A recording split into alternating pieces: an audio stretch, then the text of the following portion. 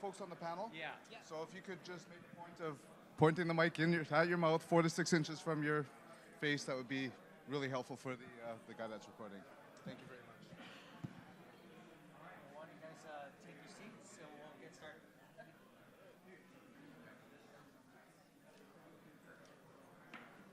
Where do you want to sit, Chris? Test. Okay, good morning, everyone. We're going to get started a little early because we are at capacity. Thank you all for joining us this morning. Could we get the slides back, just the slides back up, and just to have this so we can see who the speakers are?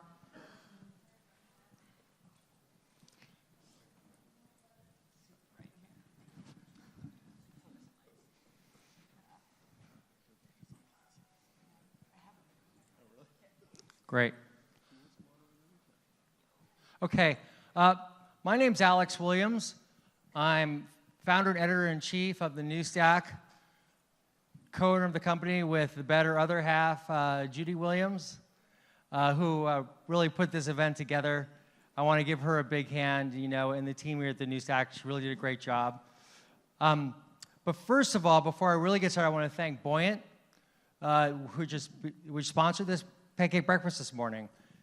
And Buoyant has just introduced Conduit, and William Morgan is going to tell us more about that in a little bit.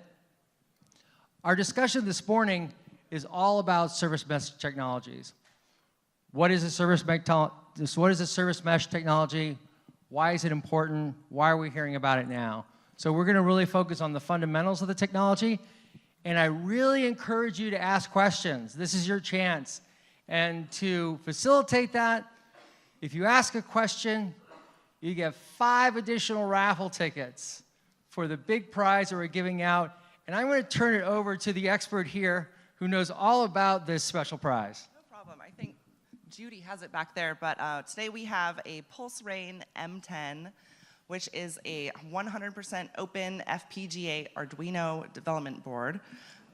So it's programmable. Since it's an FPGA, you can do anything you can on an Arduino. You can program it on Arduino IDE. And that was donated to us by CrowdSupply, which is a really fantastic crowdfunding site for open hardware projects. All right. So I want to introduce the panel, and we'll get started right away. So why don't we go from left to right? Hi, I'm Boris. So nice to meet you. What are you talking about? The service mesh. Oh, yeah. Where do you work? I work for National Center for Biotechnology and Information, essentially government. It's a lot of legacy. It's scary. There are monsters, zombie, and all that stuff. But we're using service mesh to bring some goodness into this world, and it works so far. Hi, I'm William Morgan. I'm the CEO of Buoyant. I used to be an engineer, but now I'm just the beautiful face of the company. Hi, this is Han. Hi, everyone. I'm Chris Nova. I work for Heptio. I'm a developer advocate there. Yeah, hi. I'm Joe Jackson. I'm the managing news editor for the New Stack. Great. Well, thank you all. So I want to take a quick poll here. How many people would consider themselves developers in this crowd? How many people would consider themselves in operations? Both? Other? What is your other role? Okay, yeah, that says it all. All right, so we really want to have a lot of fun here and just encourage everyone to ask questions. Again, you get 5 raffle tickets if you ask a question. But I want to just get started by asking William a little bit about service mesh technology. What is service mesh technology? Why is it important? And tell us a little bit about what you just launched yesterday in Conduit. Sure, yeah. So the age-old question, what is a service mesh? Little known fact, the pancakes this morning were not made with a service mesh. Dang. And the results speak for themselves. Yeah, so the service mesh, it's not ultimately a new thing. It's a new word that's being applied to kind of a bunch of ideas and algorithms and whatever that have actually been around for a while for pretty much any company that's had to move into microservices. And what's making the service mesh kind of relevant, suddenly as a separate thing is the advent of things like Docker and Kubernetes, orchestration and containers and this cloud native kind of ethos for how we build software. So what the service mesh is a software kind of infrastructure layer that manages the runtime communication between services. So in a big multi-service or microservice architecture, you've got A talking to B, talking to C, talking to D. The way that communication happens at runtime turns out it's quite complex. And once you have things running on Kubernetes and you're all Dockerized and you're like, almost ready to be cloud native, what you often find out, at least what we found out in my kind of miserable past experiences, is things start breaking really rapidly. And so you need to instill a certain amount of sanity to the runtime aspect of service communication. That's really what the service mesh gives you. In practice, like you implement it as a bunch of proxies that kind of run alongside your application code, and if you do things in the right way, then the application doesn't really have to care about it. So ideally, the developers get to have this beautiful lifestyle where they just say, okay, I'm service A and I talk to service B. And then you as the operator end up with a bunch of, or as a kind of platform owner, end up with a bunch of control that the service mesh gives you. So that's kind of the not so short summary. Okay. So tell us about Conduit and why, and you guys had previously had, you still have Linkerd, right? But why did you develop Conduit? Maybe tell us about the difference between the two. Yeah, so we did something crazy, which is that we made another service mesh. So in order to answer that question, which is an excellent question, I kind of have to go into a little bit of the history behind Linkerd. So when we launched Linkerd, I think it was the beginning of 2015, so under 2 years ago, about 18, 19, 20, maybe 20 months ago, we didn't really know what to call it. And we called it an application proxy or application router. We called it an RPC proxy. And what happened was we released it into the wild, and we started seeing people use it in this very particular way, companies and organizations like the NCBI use it in this particular way, which later on, after a lot of kind of brainstorming, we decided, okay, we're going to call this the service mesh. And it was the way they were deploying this. And at the time, the market was quite fragmented. So a lot of people were on Mesos, a lot of people were on Nomad, a lot of people were on Kubernetes, and a lot of people were still, struggling with Zookeeper and kind of, and actually that's still largely the case. And so as time went on, we saw this particular use of Linkerd in the service mesh context, and it was great, and we got a lot of adoption, and we're feeling very happy because, open source is like a horrible thing to do. One of the few rewards that you ever get is adoption, like users in the community, and people are using it, and you feel good. So that felt great, but what kind of happened with Kubernetes especially is that, what people really wanted to do with Linkerd, one of the use cases that we really wanted to support was this sidecar mode where you can, stick Linkerd instances right next to every application instance. And there's all sorts of nice reasons why you want to do this, especially around security policy and that sort of stuff. And Linkerd had kind of Linkerd has kind of a little bit of friction, which is that Linkerd is built on some very powerful components that also tend to be quite heavyweight. So Linkerd is built on top of a library called Finagle, which powers all of Twitter and SoundCloud and Pinterest. It's built on top of Netty. It's built on top of Scala. It's built on top of the JVM. These are all components that are excellent at scaling up. So if you give Linkerd like a ton of memory and a ton of cores, and man, it can really crank. It can just handle insane amounts of traffic. But in the sidecar mode, you kind of want the opposite of that. You want something that only handles 1,000 requests per second, or something, which is quite small by Linkerd standards, and you want to do it in a very small amount of memory because you're deploying a lot of these. And that's, that's kind of the point of friction that we were at maybe, 8 or 9 months ago when we realized that, okay, for this particular use case, it was going to be difficult to really adapt Linkerd, right? There's lots of features. You can always add more features. You can always build more integrations, but squeezing the JVM down to 10 megs of memory or whatever, it's not going to happen. So that led us down the path of Conduit, where we wanted to really focus on the Kubernetes use case, the Kubernetes sidecar use case.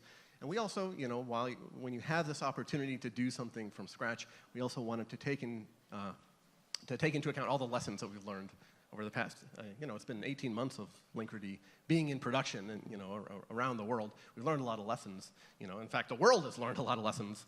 So we wanted to take into account a lot of those lessons too. So that's kind of the genesis of Conduit. Linkerd is something that we continue to support and maintain, and we love it, and other people love it too. It's never going to go away. Conduit is really focused on this one particular case that we think is really important, but that Linkerd has trouble addressing. I think we just had a service mesh miracle. Some more pancakes just arrived. Whoa, right. Must have installed That's Conduit. what I'm talking about. You called it out. You said, I'm not sure if service mesh can bring us more pancakes, but I think it just did. The latency was unacceptable. That's the true power of the service mesh. The latency was unacceptable, Joe said. I also want to, so now's a good time for a question. And Libby Clark, who is our editorial director and co-host for this event, she has the mic. And so now's your chance to ask a question about service mesh technologies. What is a basic question you'd like to ask? We got one right here. So what's the main differentiator between Conduit and something like Istio? What's the main difference between Conduit and Istio? Yeah. Great. Istio also has very big backing from Google and IBM, and so where do you see competing with Istio, or I would like to know the technology differentiators between the two? Yeah, that's a really good question. To tell you the truth, I'm kind of half familiar with Istio. We tracked it quite closely in the beginning and then kind of less and less as we started investing in Conduit. So I don't really have a great answer for you. I would encourage you to try them both. I think from my perspective, one of the things that's nice about being at a company, as opposed to being a group of engineers in a room, which we also are, but we're also a company, is we get a lot of feedback from customers, and it's very clear for us, how exactly we're going to survive, right? And the way that we're going to survive is by building something that our customers want. And so that's really the genesis of Conduit, is these are the things that people have been asking us for, the use cases that they want, and all of that goes into the design of the product. Are you planning Conduit to be a replacement of Linkerd, or is there a migration path, or will the two coexist, or what's up with that? Yeah, so the two will coexist. I think in the long run, we'd like to have a migration path for our existing Linkerd Kubernetes users. But if you really don't want to, that's fine. Linkerd will always be around. Chris, you're a longtime Kubernetes user, and you've been actually quite involved in the development of Kubernetes. How do you see the evolution of service mesh technologies kind of in the context of Kubernetes? Well, I think the fact that we even have a service mesh and we can even have conversations about things like sidecars is sort of a testament to the patterns in Kubernetes working long term. Really, if you're boiling down a service mesh, it's another piece of software that you run in the same pod that solves like layer 3 and layer 4 concerns of network routing. But ultimately, it's just a software encapsulation of an advanced problem that we're solving. And really, this is what Kubernetes is good at, is allowing users to encapsulate custom business logic, or in this case, custom network logic, into software and run it in a very flexible way. So when I hear people talk about service mesh, back in my mind, I'm always like, yay, Kubernetes is doing the thing we designed it to do from day one. Anyone out here using service mesh technologies? In the back? Would you mind telling us how you're using it? And Libby, I think the gentleman in the sweatshirt in the back here. This is a lesson never to raise your hand. Oh, don't say that. We want people to ask questions.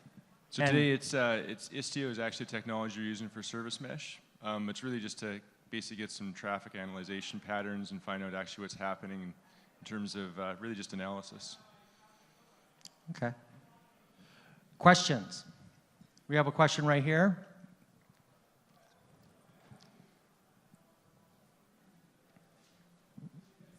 So what tools do they use to, like, he was talking about traffic and analyzation and stuff. Well, what other tools would you have, like, with Conduit and I guess Istio and the other service meshes that are out there?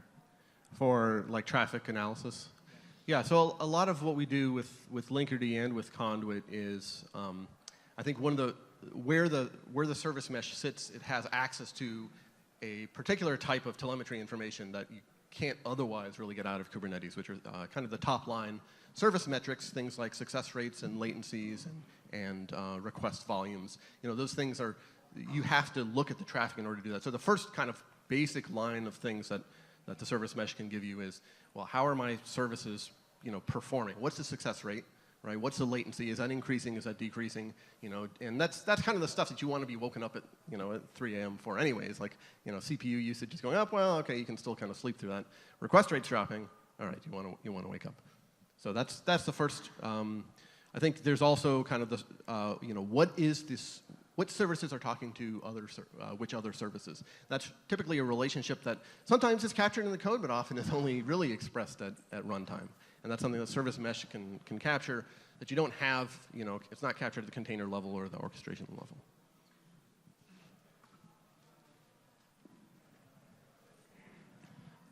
So is Conduit trying to solve the needs of the data plane, control plane, or both? Yeah, that's a great question. So it is both. It has both. So there's, for those who don't know, and Matt Klein has a really good article about this. You know, in the service mesh, it's pretty natural to segment the functionality into these two layers. Where there's the data plane, which is actually like the proxy tech itself that's, you know, transmitting the requests and instrumenting it and doing retries and timeouts and that stuff. And there's a control plane, which is sitting on top of all the proxies and providing this uniform layer of control and uniform kind of API over all that stuff.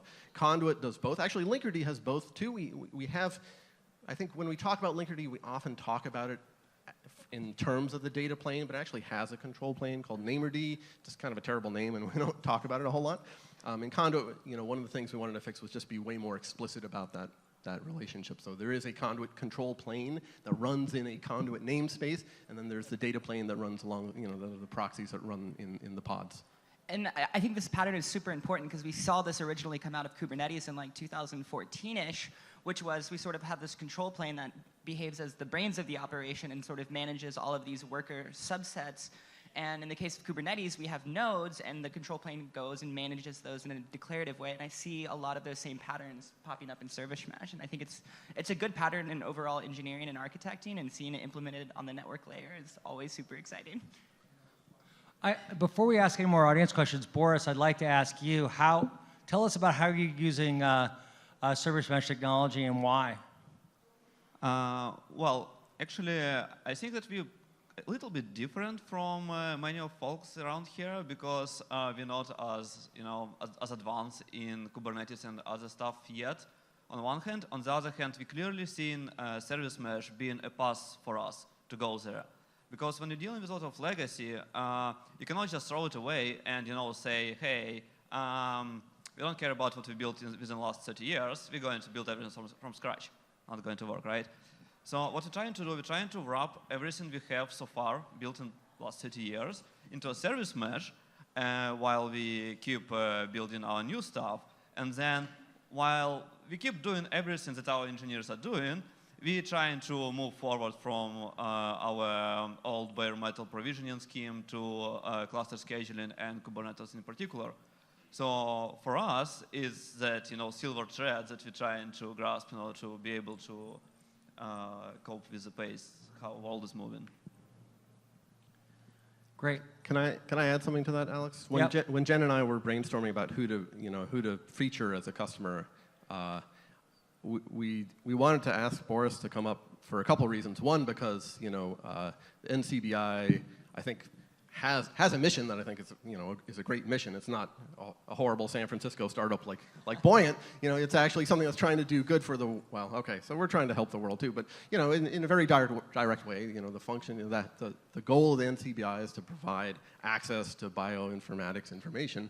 Oh yeah, helping everybody in this world. Right. Yeah. So that, you know, that's like a powerful mission, and like it feels good for us to be able to play a role in that. But also the other reason was because the NCBI has this particularly complex, you know, case of decades of legacy technology that, you know, is a very real use case, and it's a nice contrast, I think, to kind of our, you know, the startup mindset that we often get in, where it's like everything's greenfield and we're just introducing Kubernetes, and okay, you know, we got 500 lines of code and we're ready to go.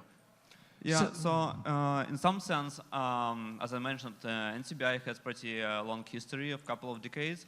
And back in 90s, we had some kind of service registry built in-house, as well as a tracing system.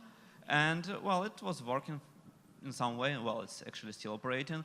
And what's important for us is that when we started using Linkerd and actually Named, we realized that it's actually an amazing fit for us because we can keep using our old technologies as our own in-house built service registry and tracing system together with Linkerd. So we're not throwing away our tools, we just start to use them in a new way.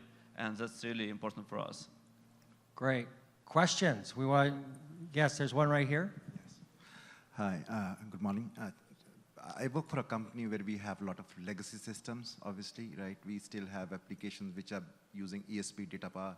We have applications which uses MuleSoft as really like, for the service registry itself. And within the process of converting some of those applications, Dockerizing, most of applications are WebLogic, WebSphere. Newer applications are on Tomcat. We're in the process of modernizing those applications to containerization, essentially. There are solutions which are available. We still have network which are on 7K Cisco as well as 9K switches. The question that I have is how can service mesh technology help organizations like us who cannot really switch over to the microservices-based architectures like your organization can adopt to? How can this really help us move to a journey which really will take in 3 to 4 to 5 years of time to an architecture which is the modern day architecture, but in the meantime helps us stabilize our architecture, helps us really with the process through which we can deploy our application faster through stabilization of environments and things of that nature. Yeah, so the question was how can the service mesh help in this complex, real world use case of we've got a lot of existing legacy systems and several strata, over the years, and we're not just dropping in Kubernetes and here you go, let's rewrite everything from scratch. And I'll tell you, I love these situations because this is real life, right? So it's very rare to really have a greenfield environment. So I think, and we see a lot of use for Linkerd, especially in this case. This is really one of Linkerde's strengths, is that we want to integrate with everything in order to do this sort of stuff.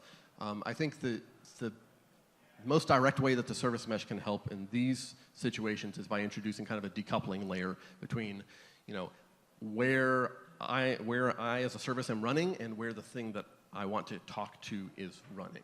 And so by introducing the service mesh to capture that, so the local application one just talks to its local service mesh and kind of trusts that the request will get delivered. Then you have the freedom to migrate these services kind of at your own pace across the various technology boundaries or various infrastructure boundaries. And we see people using Linkerd to kind of introduce Kubernetes into an existing environment or to merge Zookeeper on top of Kubernetes in some kind of horrible way, but that makes a lot of sense for them as a company. So I think that's the most direct value. I think also there's something to be said about having the sidecar model here, that when we do have a service mesh bit of software that's running next to your application can pretty much be dropped into a container. There's a big asterisk there for everybody in the Java community. I think it's a powerful pattern, and as an engineer, if you're just okay, I can effectively replicate an environment. Sure, it's not going to be the same DNS endpoint, but it's going to be something meaningful to me, and then I can get that and run that and scale that horizontally. I think that's a really scalable pattern, and that makes it easy for people with legacy systems to move into this cloud-native space. Job, I'm sorry, I was going to ask a quick question of Job. Job, we've done some coverage in this space. What are some of the tell us about the coverage you've seen, what the writers have been talking about. What is it that you're hearing outside in the community, from the technologists who are actively involved in this? Well, we are starting to see a bit of a race going on between Envoy/ISTO and Linkerd. I guess a war between two camps of different ways or different approaches of doing the same problem. There's also a lot of talk about, well, how's this different from an API gateway? Right. So, we're starting to see a bit of that as well, but there is a great deal of interest going on. Even compared to Kubernetes, it's almost as if the service mesh is taking off on a topic as its own. And I was talking with William, and from what I understand, a service mesh doesn't require Kubernetes or even a container infrastructure. You can do a service mesh with serverless or virtual machines. Am I correct on that? Yeah, that's right. In fact, if you look at Linkerd, it basically treats Kubernetes as a service discovery endpoint, in the same way that it treats Zookeeper and Console and etcd and whatever else. So from the pure tech perspective, it's not a hard requirement. From the adoption perspective, that's kind of the more interesting question. It's like, okay, in which situations does a service mesh start making a lot of sense, as opposed to client-side libraries, as opposed to just ignoring the problem. So for an organization that is heavily invested in VMs, a service mesh would be a good way of moving to even more of a service-oriented architecture, I take it. Yeah, I think that's right. Yeah, I think you would be able to implement the service mesh long before you started looking at container orchestration. And then you would be able to effectively get your application working with that layer, and then you could just drop it into the cloud-native space in Kubernetes or orchestrator of your choice. Yeah, we actually had Linkerd deployed and running and routing some production traffic in our organization long before we had first container or cluster scheduler launched for the first time. Awesome. Alice, I wanted to follow up with one other kind of point on the earlier question around data plane versus control plane. One of the things that I'm really excited about with Conduit is we've really, by decoupling those two things, very explicitly from the start, it's actually given us a lot of flexibility to make different tech choices for the data plane versus the control plane. One of the things that our users and customers have really been adamant about is security. And that's a paramount concern really in the data plane, where you're actually being exposed to, not only the request data, but PII and, HIPAA compliant data and all sorts of other stuff. So we made a decision about 6 months ago, which felt honestly quite risky at the time, to build these proxies in Rust, which is it's still a fairly new language. In the past 6 months, I've seen a lot of adoption now. Firefox is out with Rust, and Dropbox is using Rust in production, and all these companies are using Rust. So I'm feeling much less scared about it. But 6 months ago, it was really kind of a risky decision.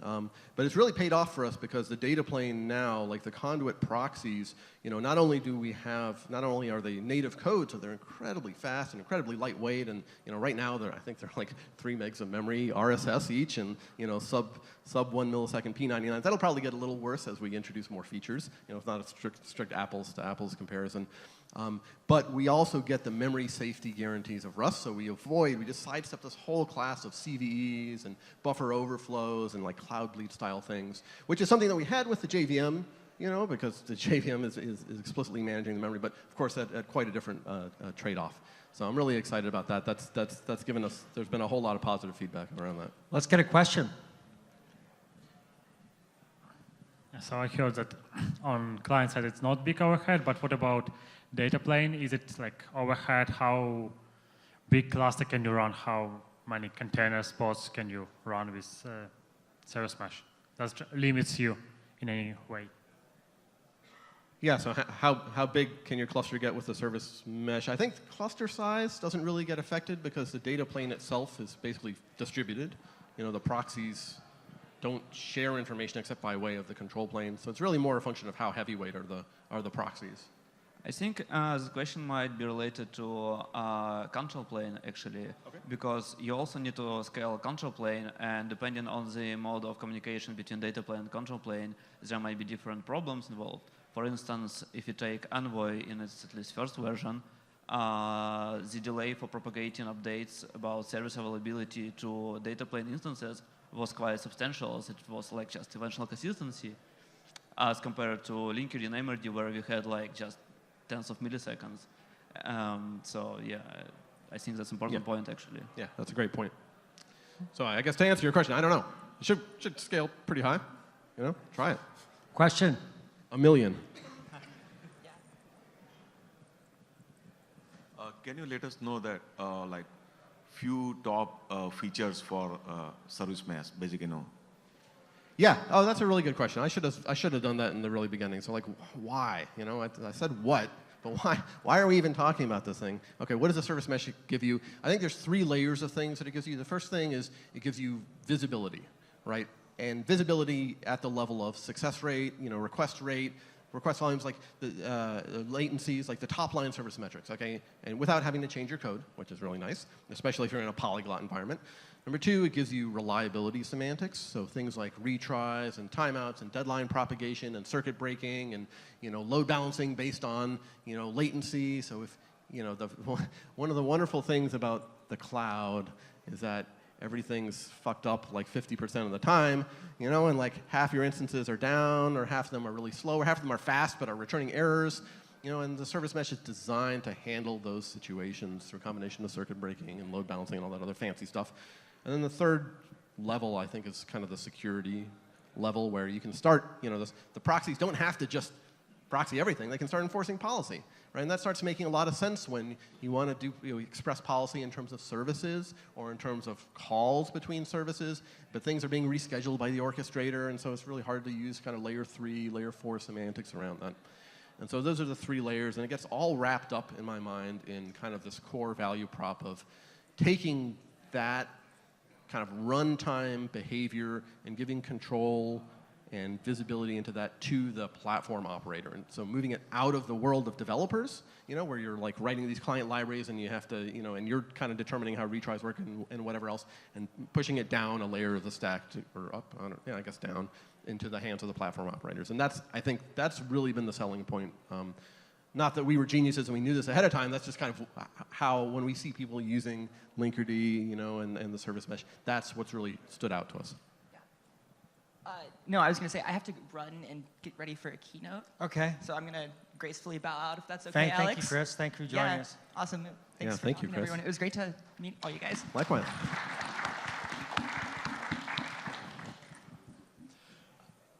Yeah, so I'm curious on one of the things that strikes me about service mesh technologies is this idea about how much the landscape has changed over the past 10 to 15 years, and there's kind of an analogy to TCP/IP, which I'm curious about.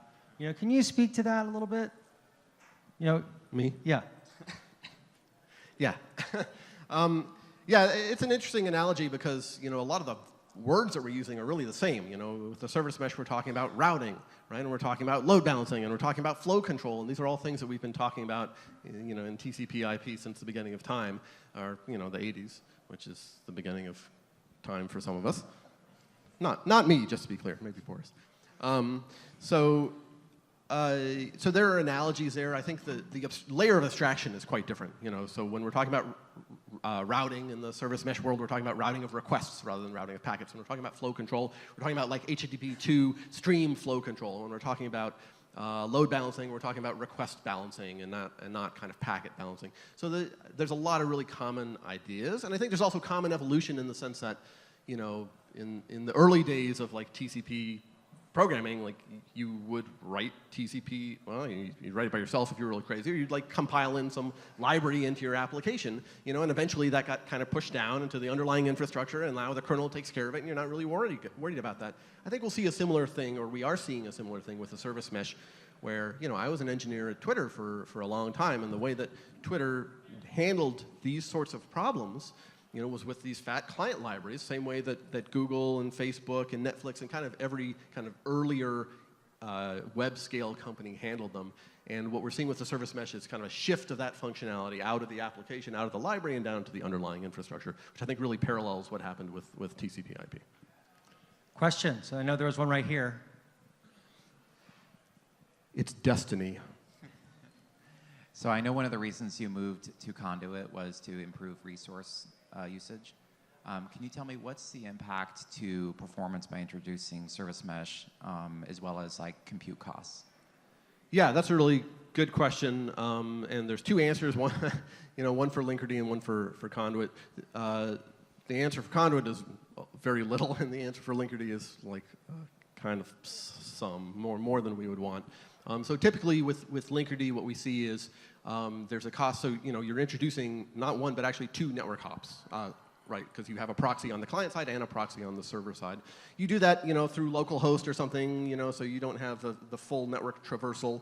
And if you're really fancy, you can look at domain sockets, the Unix domain sockets and things. So you kind of minimize the cost on the machine of the actual network hop. But still there's a latency cost, and there's and then there's like CPU and mem usage. For Linkerd, it really depends on how much traffic is going through that thing. If you're pumping 40,000 requests per second through there, then it's going to take a couple cores, and you're going to need to give it half a gig of memory. If you're pumping 10 requests a second, well, then you can squeeze that thing down where it's taking maybe half a core and just taking a mere 110 megs of memory. For Conduit, kind of the same deal, except the numbers are way, way smaller, where we're talking 3 megs and like less than 1 millisecond P99. But it's a question of how much traffic is going through there and what's the size of that traffic. Big, binary payloads are very different from very quick HTTP requests. And then finally, it's also a question of, are you using HTTP2 or are you using HTTP1? Are you, establishing connections? Is there, how much TCP overhead is in there? So I hope that's somewhat useful. It's complicated. Questions? You have one in the back, and any others? One right here. Lee? Congratulations on your choice of Rust as a language. Thank you. It's clear that you're trying to achieve some performance there. Chef's Habitat kind of comes to mind as another prominent project that's chosen that language. I guess speaking of languages and what you've written the data plane in Conduit, can you dispel or confirm kind of the rumor that that Envoy's been ingested into either Linkerd or Conduit? And then Envoy's been ingested? Yeah. Oh yeah, Linkerd is just like a shell. It's just Envoy with like the JVM sitting on top of it. Okay. No. Good. Okay. Yeah. No, that's a crazy rumor. I'll dispel that. We haven't done that. We like Envoy. It's an awesome project. We know Matt pretty well from our Twitter days, and yeah, I think it's a great project. But no, it hasn't made its way into. Thanks for making that officially good. So then a better question is, within Conduit, of the features that you guys have today, and maybe if you could speak towards the future as well, distributed tracing, is that? On the roadmap. Yeah, actually, if you look at Conduit 0.1, which we released yesterday, it's pretty minimalist. Like, we don't even have HTTP 1.1 support. You got to use H2 in order to even try this thing out. But so there's like a lot of low-hanging fruit, on the very near-term roadmap. I think open tracing would be a pretty clear thing for us to add. Linkerd has Zipkin in it by virtue of Finagle, and so we kind of got that for free. We're going to have to figure out what to do on the Rust side, but yeah, it'll be there pretty soon. Questions? I saw one in the back. Was there a question in the back? Yeah, there's one right there.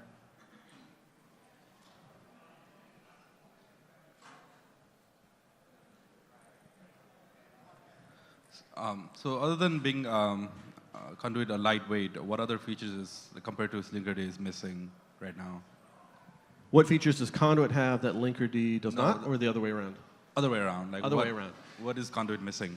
Yeah, so right now it doesn't have any, 0.1 is missing, basically 95% of the features that Linkerd has. It does not have any request routing. It doesn't have any policy, right? And so those are two big, and it doesn't have any tracing. Those are three big things. That, it doesn't have HTTP 1 support. It doesn't have TCP support. It's like, but all those things are on the very near-term roadmap. So I have a quick question about, can you explain the concept of reverse proxy and why is that much more relevant now, especially in this age of distributed services, distributed infrastructure? You want to do it, Boris? Why looking at me? People are probably tired of hearing my voice. Oh, that's okay. Well, in our case, with 30 years of legacy, we find that we're talking about reverse proxy, right? We found that reverse proxy is really important because it essentially allows us to add invisible and hopefully transparent layers of abstractions without user noticing that. Well, then how good that happens, that's another question. But essentially, yeah, it's just another layer of abstraction. That's how we see it. And sometimes we realize that we actually have like 5 years of proxy and maybe we need to get rid of a few of them. But if it's done right, then it just like gives you flexibility. and allows you to decouple things. I don't think that we need to aim for, like putting proxies and reverse proxies everywhere, but I don't think that we should be afraid of leveraging this tool in order to do like open heart surgeries on our infrastructures while we run in marathon. Well, great. Well, listen, we're gonna end it right here just because we've gone 45 minutes, and that was the plan originally, to have a 45-minute conversation. And I know everyone wants to get out to the keynotes, but if you ask a question, come on up to the front, and we'll give you your extra tickets. Okay? And if you don't have a raffle, so if you want to stay around for the raffle, we're going to be giving out the prize. So Judy's going to walk around and just get the rest of the raffle tickets. If you use the service mesh in production, you get 5 tickets. Quickly deploy. You got 30 seconds. That's good enough. Go find Jen.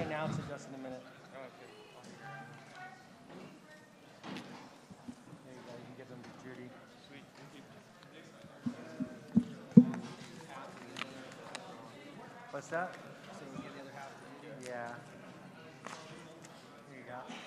Thanks. Hang around if you want to get a prize. If you have a ticket for a prize. Maybe I should have asked that question before. Which in Kubernetes they were talking about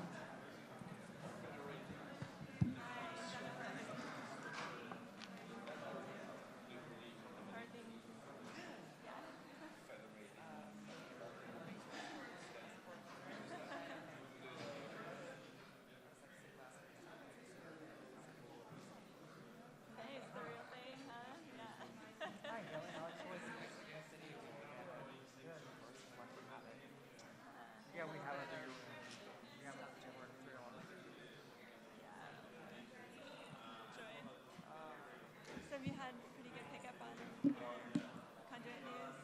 Well, I would say it was a very good soft launch yesterday with like the community, and spent all day on Hacker News. We're going to talk to Susan this morning. Not a ton of like launch news for this one, which I think for what this is at this stage is fine. Makes sense. Yeah. It's like a really resource project. Yeah. As the PR person, my ego was a little like first day, I'm like, okay, but it's fine. Yeah. And to get a lot of attention. Yeah. Well, and we'll be talking about it. Everybody's been talking about it. Yeah. We're like way up there on Reddit.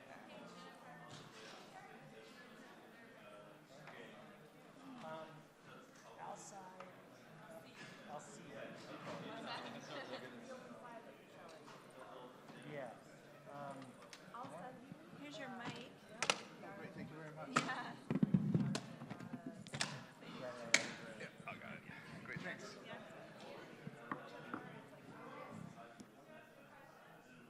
Okay. I looked at the website yesterday. The lingo that we changed in the past few days is more like cloud native security platform. Okay. Making an announcement. Okay, we're gonna choose the winner here. We have all their tickets. We have all your tickets. Do you have your tickets? Does anybody need the extra question tickets? Does anyone need the extra question tickets? Okay, so. Wait. You have to put them all in. Is it in this one? Wait. Okay. Sorry, we're missing a bowl.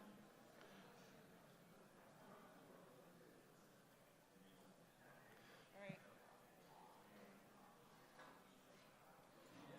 Okay, the ticket number.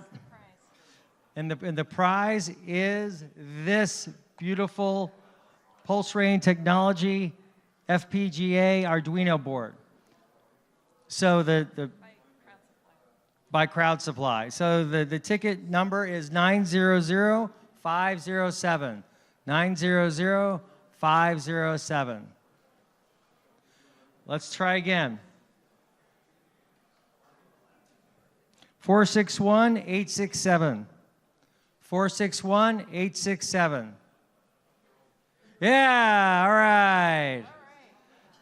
Thanks, everyone. Thanks again to Buoyant for sponsoring the show, and we'll We look forward to seeing you tomorrow for another pancake breakfast with Alcide and Chef. Great. Can I take I'm taking a picture of your phone because the join now button looks like crap. There we go. All good? Yeah. Thank you.